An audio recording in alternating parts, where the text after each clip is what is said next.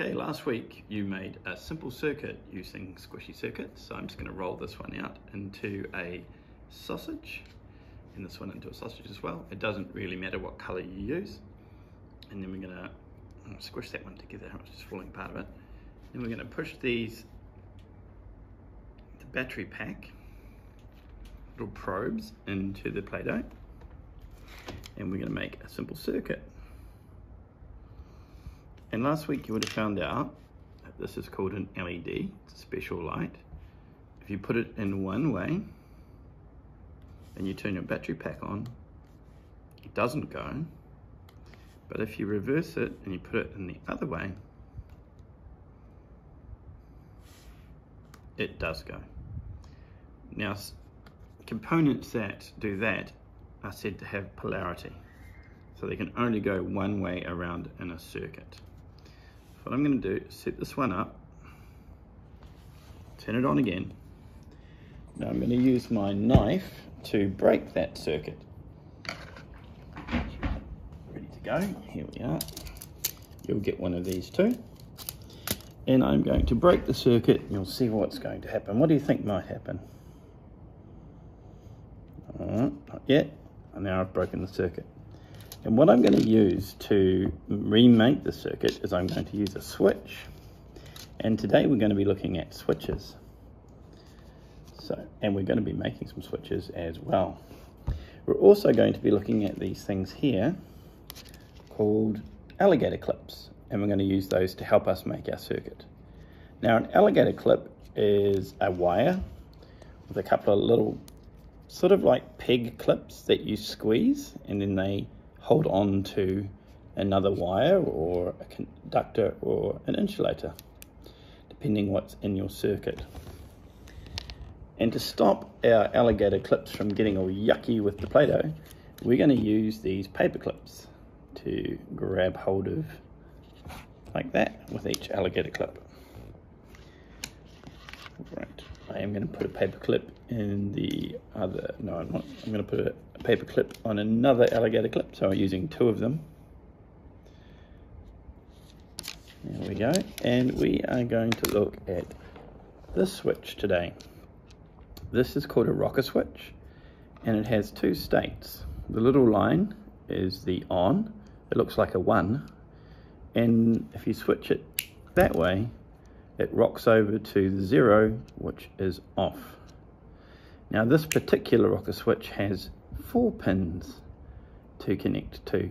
So you're going to have to figure out which pins you connect to make a circuit and which ones work. So what I'm going to do right now is I'm going to put one alligator clip into one end of the Play-Doh, which we cut, and the other alligator clip into the other half of the Play-Doh. Now our battery pack is on. If we touch the alligator clips together, what's going to happen? Let's have a look. So we're making a circuit. Now what we want to do is we're going to introduce the switch to make the circuit. If I clip this to, let's try this pin here, and let's try this pin here. And you can absolutely try all the pins out and see which ones make a circuit and which ones don't. Oh, straight away we have a circuit. So that, if you look at here, the 1 is pressed down.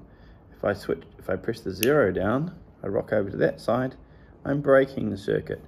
So that's a circuit. Can you think about another circuit that you might know that works a bit like this?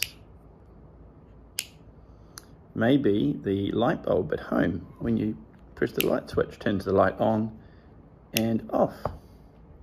So take the switch, I'm going to unclip it for now, being careful not to get those to touch because we don't want to make a short circuit.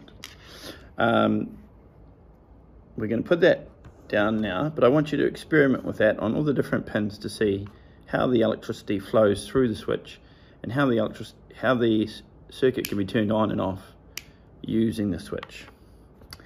Our next project is we're actually going to make 2 types of switches using pegs and using little bits of tin foil, and we will use a little bit of sellotape to help fix them on. Now I've already created these just to show you first. Let's move this board over, and I'm going to move my little pegs into view. This peg is called a normally open switch, and this peg is called a normally closed switch. And let's see how it works.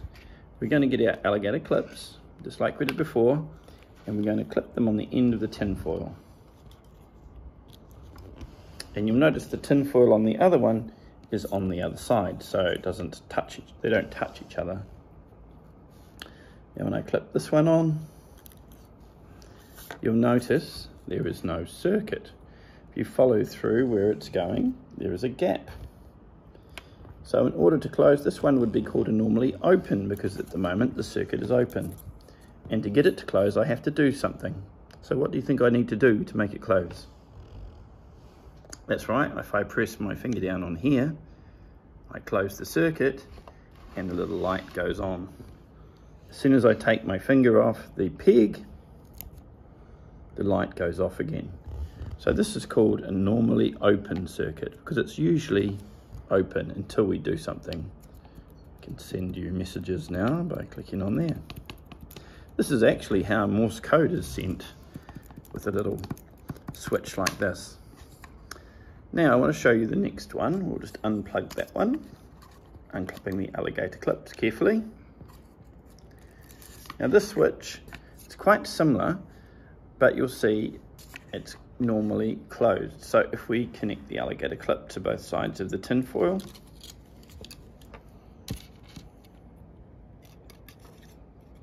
straight away it goes on.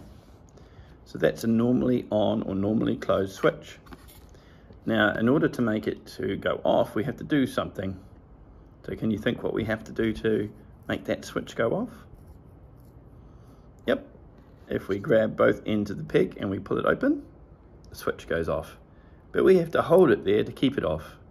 So normally it will be closed and it will make a circuit.